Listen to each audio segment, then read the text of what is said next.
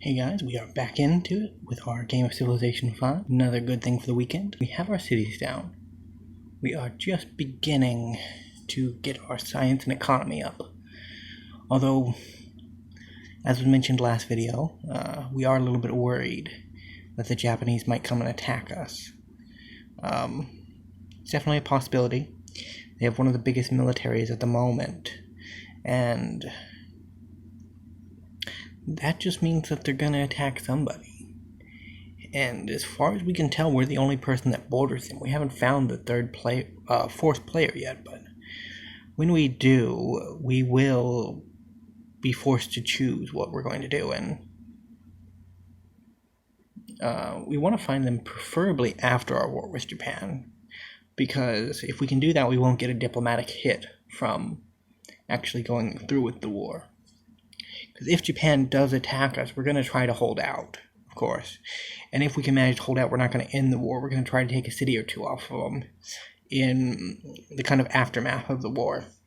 Because it's still early enough that the differences in tech won't matter too much, and we can get a lot of benefit from just allowing the Japanese to attack us and then nicking their cities. It might take a little while because war in Civ 5 can take a little bit if you are not prepared for it, and we are definitely not at the position where we're actually prepared for war. I mean, we're not defenseless. We have enough units that we could defend ourselves conceivably, but at the same time, we don't have the army that we need to launch an invasion at this point.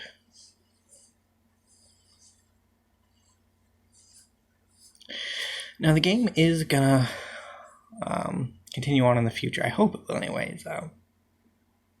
Doing an hour every weekend might actually come into a bit of a problem, because as with this recording session, because I record these ahead of time, I was going to do just an hour, but I ended up doing like an hour and 15, 14 minutes, because like we were right at a good part. There wasn't a good stopping place, so I just kept going. And we won't see that this video. We'll see that come out tomorrow. Why I decided to actually extend the video a little bit. But I'm hoping you guys don't mind too much having a little bit longer video on Sunday. That's just how it shaked out. But yeah, we're building up our happiness buildings. We're not in the greatest state as far as our nation goes, but we're moving along. Civ 5 always is a fun game, and especially fun when you can get into a war, but hopefully we can get off some of these wonders before we actually get into the war. I'd hate for Japan to attack and us to have to switch over to building units as opposed to building our wonders. Because at least one of the wonders, the Hanging Garden, seems like nobody else can build it, so we should be in pretty good condition to get that one. Temple of Artemis is generally left alone by the AI, but they will build it after a long time, and we're pretty far into the game, so they should probably start, or probably be building it at some point here soon. But if they do build it and we get a loss out of it, we'll end up with some gold left over for our trouble, so it won't be a complete loss, especially when our economy is hemorrhaging money.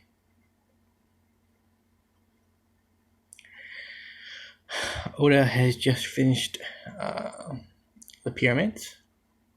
Not a great wonder, to be honest.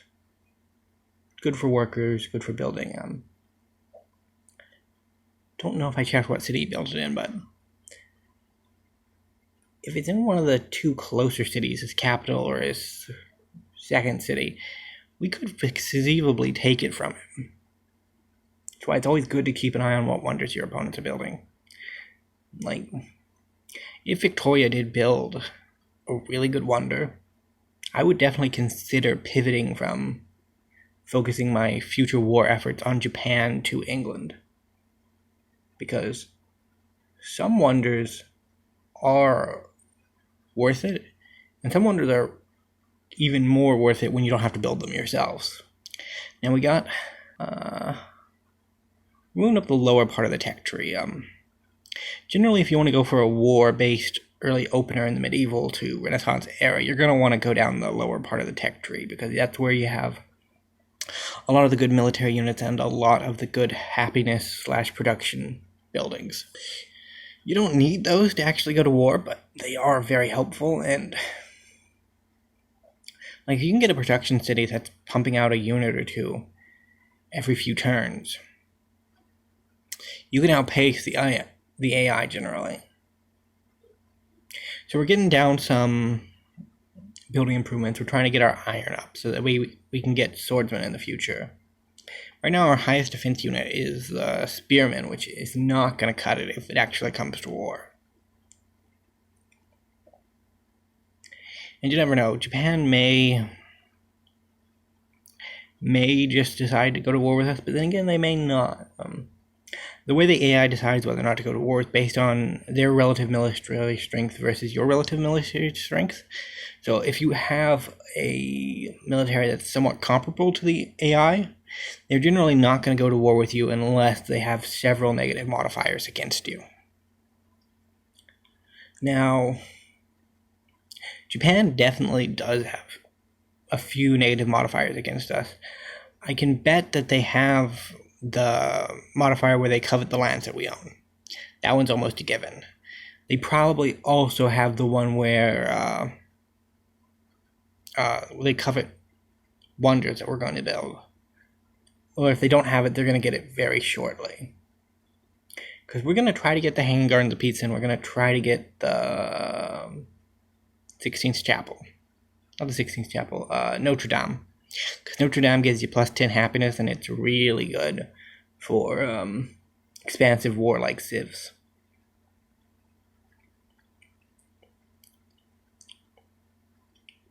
More Colosseums, always welcome. If we can get enough Colosseums out, we might not have to worry about happiness for the rest of the game. Then again, we might.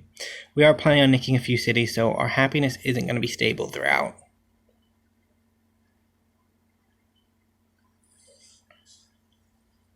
Now, better players would be able to actually handle that kind of happiness penalty and do a little bit more planning ahead, but I'm not the best Civ player, I've already mentioned that, and I'm just looking to see how well we can do on a game of Civ, and it's a weekend, might as well have some fun with it.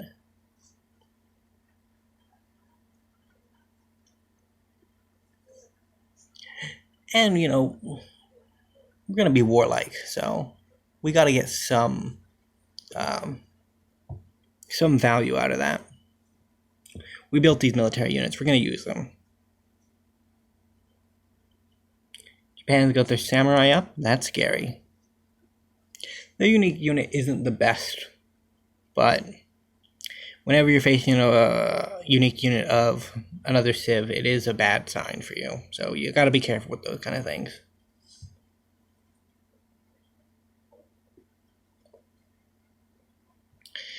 Looks like we're going to try to start getting our roads up. Getting the roads up will definitely help us out in the long run. Because we need the money from the roads. You get money from city connections if the city is connected to the capital and if it passes a certain pop threshold. If you're connecting like a 1-pop city to your capital via a road, you're not going to get much money out of that. But if it's a 4, 5, 6, generally above that, you're going to be making more money than the road's going to cost you. And that means it's going to be a net increase on your economy, which we need a few net increases on our economy because we're starting to lag behind.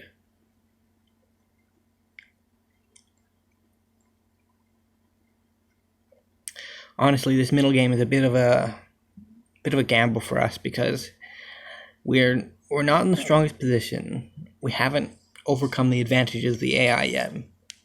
We're beginning to slip on building our military because we're also trying to build up our happiness and our science. So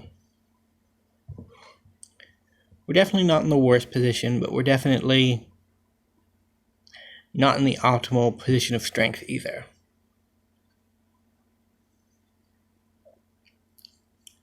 Because I'm not used to recording these longer videos where it's like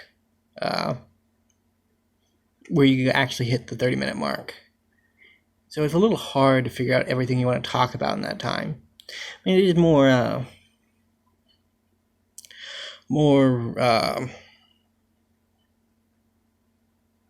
useful to just like get out thoughts and talk about the game, but at the same time, it's like you notice yourself pausing and it's like, oh, I should be talking here. What am I not doing?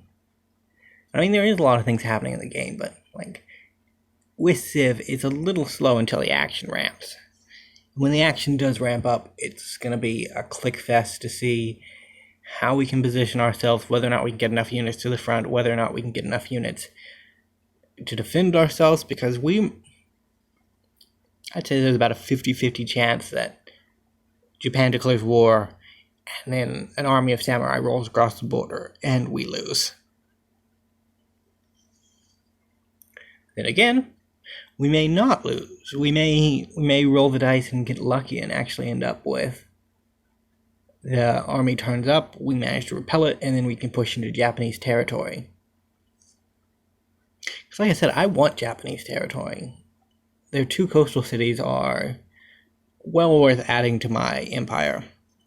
One of them won't add a unique luxury with it, but it will add, it will just add another port. Our cities are pretty well landlocked. We only have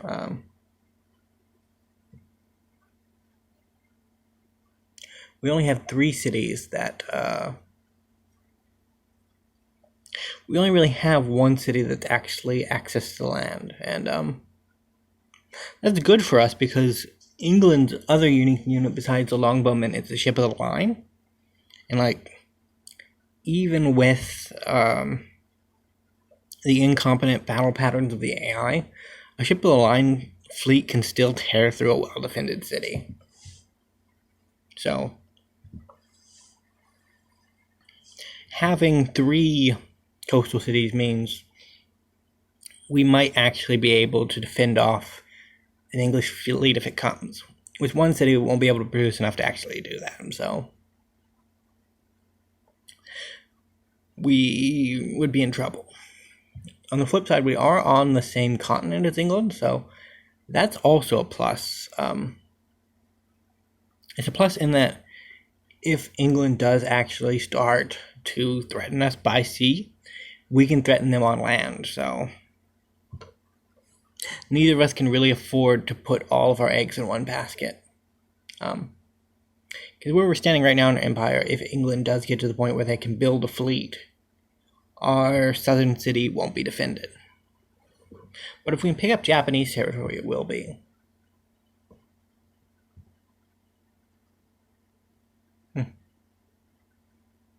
Giving it a think.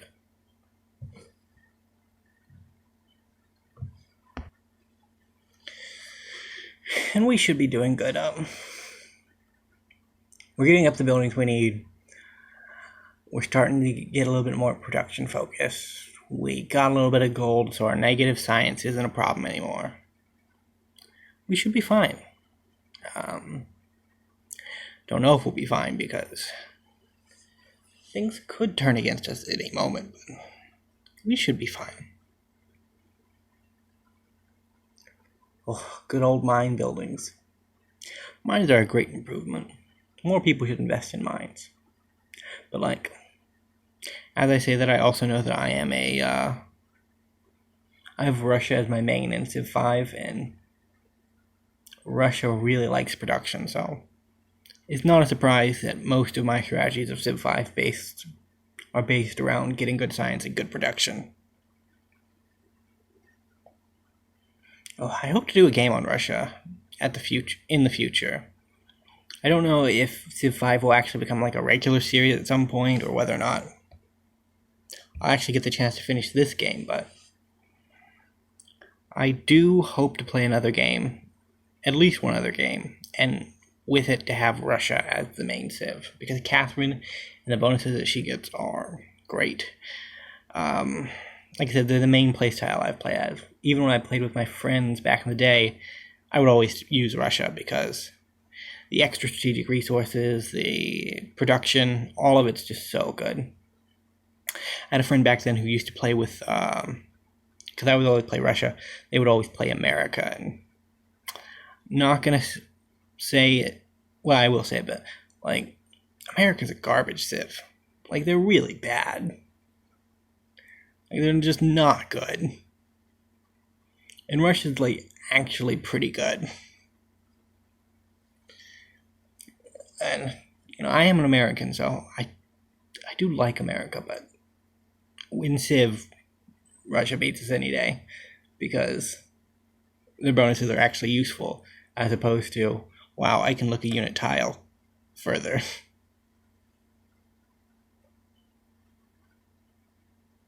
Cossacks are no messing around either.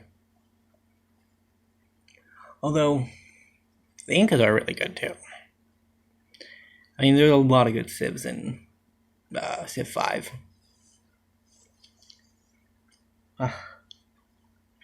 Working our way up towards drama and poetry. I got a couple of units. We're in a golden age. All things are looking good. We are in a great position, and we will always be in a great position, and nothing will ever change that. At least is what I hope.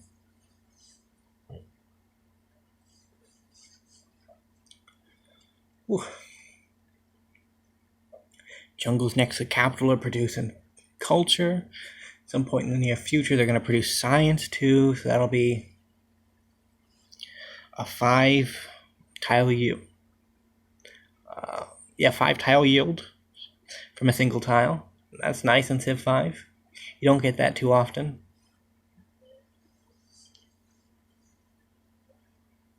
Then we can put what are they called?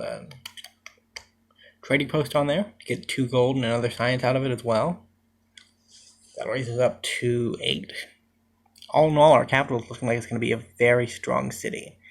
Got to keep our workers from deciding that the jungle is not needed, but other than that, we should be fine. So we got our road system up. That's got our gold back in a good spot. Got decent culture, although our culture definitely should be better at this point. Science is also lagging behind. We're just a little slow this game. Now at some point here, it is going to kick off.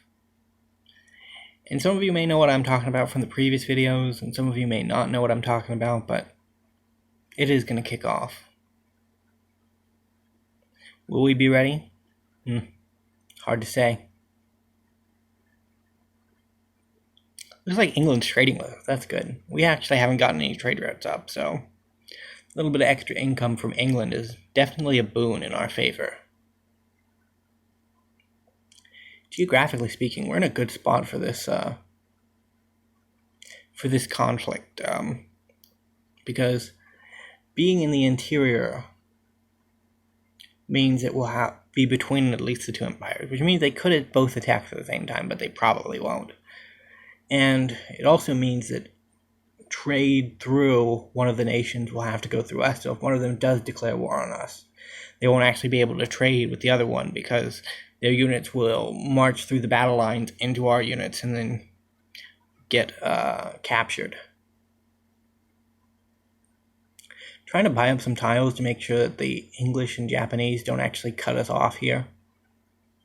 Kind of weird being stuck between 2 island nations in Civ 5 because Japan and England are kind of similar, at least in the real world. Got their periods with boats. This is coming from a history major too, so I know what I'm talking about. They both love their boats. Couldn't tell you anything else about them though. Well, I could tell you more about England, but not so much about Japan. But then I took a British history course, and that was something else. British people were just... history of Britain's interesting, but at the same time it's depressing. Depressing for the rest of the world. Happy for them.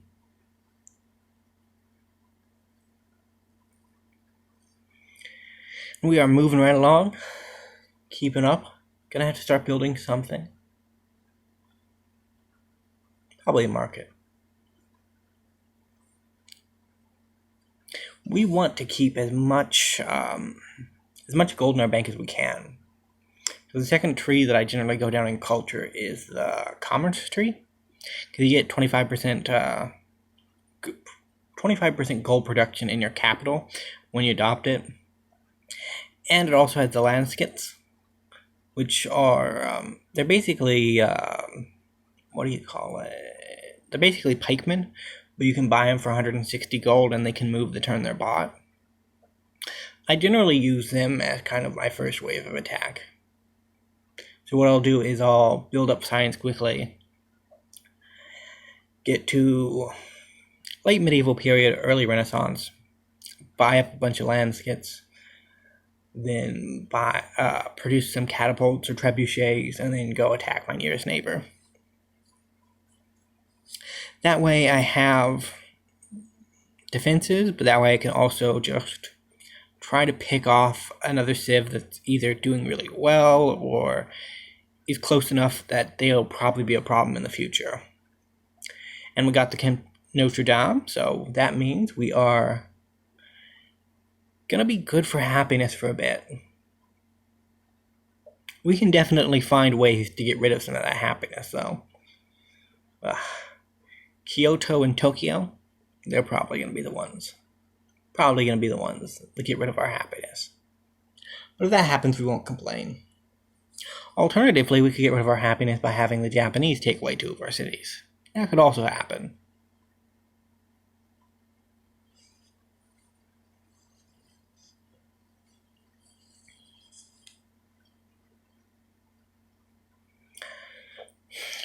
I really hope that we can avoid war with England during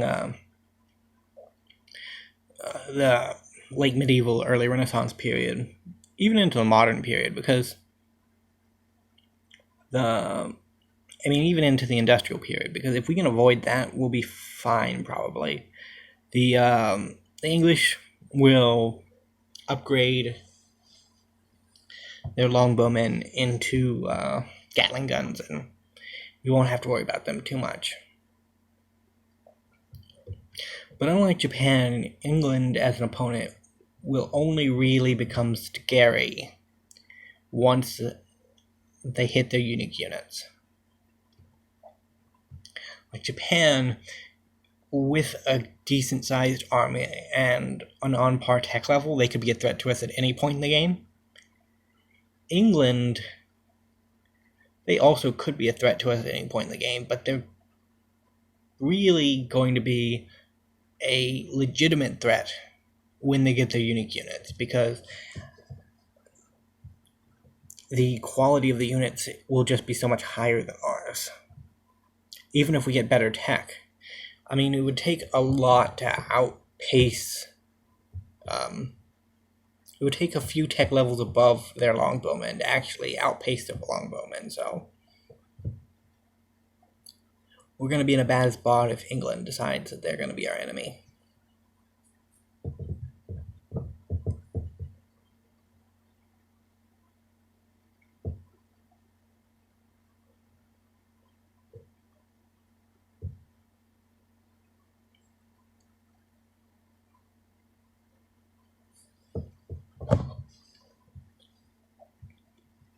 We are approaching the end of this video. We got about 6 minutes left before we gotta say goodbye. So far things have been peaceful, which is a blessing for us, because Japan is looking scary. They are looking scary. And we are not looking scary. If anything, we are looking like a tasty morsel. And that's just gonna get worse as we go on. But we should have enough to defend ourselves. 1, 2, 3, 4, 5, 6, 7. 7, 8 units at our disposal. That should be enough to defend ourselves. They're way behind on tech level. Our units anyways, but... that doesn't mean they're going to be useless. As long as we're not fighting 2 tech levels above us, we should be able to defend. There's a little trebuchet down there. That's a bad sign.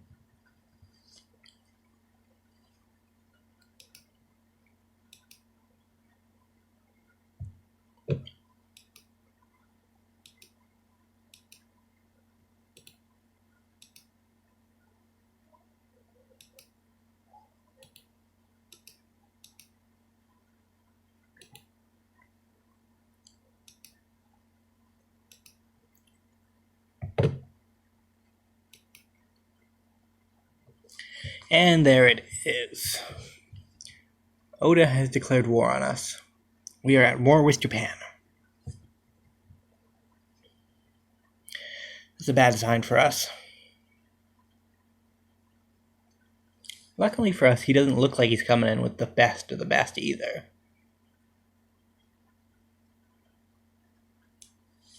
So we might be able to hold him off for a while.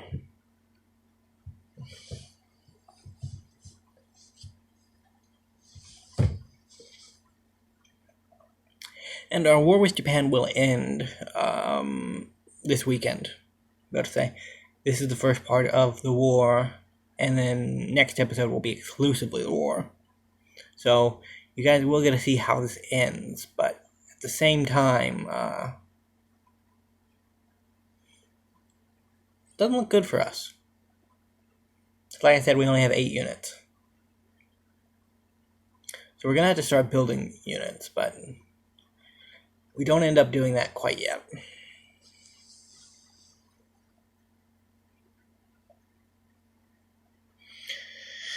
The Japanese are the tech leader, and they are the military leader. So if anybody has a shot of breaking through our defenses, it's them.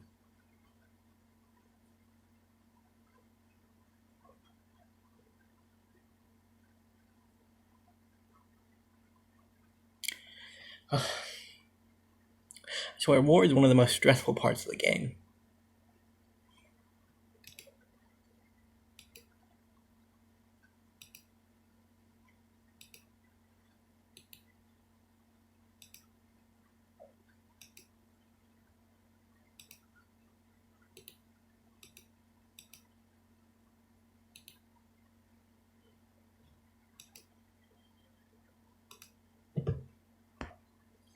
But I'm watching the video as I'm recording this, so occasionally if you hear me go dark, that's because I'm doing a little bit of editing in the meantime. But I'd say the game runs pretty well on my PC, so I'm not too worried about editing this series, unlike the M2GA series, where half the time the fucking client doesn't work for you, and half the time it does, and yeah, it's a little bit more messy. But I do have to do a little edits here where it's like, I'm going to pause for a second, show the desktop, and I don't mind if you guys see that, but I also want to edit out where I can. I want to make the game as fluid as possible. Yeah, I don't know what that says about the Arena client, that sometimes fucking Civ 5 is more stable than it. It's really bad. I know that some of you might just only be watching for the Civ 5, and that's fine, but like, in any game, if your game is less stable than Civ 5, you have a problem. And I mean, Civ 5 is a stable game, but like, if you go into the multiplayer type stuff, it's barely stable, and somehow Arena manages to beat that out on occasion, and it's honestly mind-blowing most of the time. Well, we are about to have to wrap this up. 30 minutes of video should be a good time for you guys. It's a bit of a cliffhanger, but we are going to let the video speak for itself, and tomorrow we'll actually see how it all ends. I bet you'll all be surprised. I know I was surprised. I'll say I did have one crash this Civ session recording, which is actually pretty good. It generally doesn't crash. But when you have OBS open and you have your file manager open and a couple of other things running in the background, it will crash on you if you're not careful. And you have to record in Windows mode anyways, because it won't let you take your mouse off the monitor that's on. So even if you have two monitors, you can't actually move it off. It's just how it is. Well, thank you guys for watching. I'll see you again tomorrow, and remember to leave a like and subscribe if you like what you see.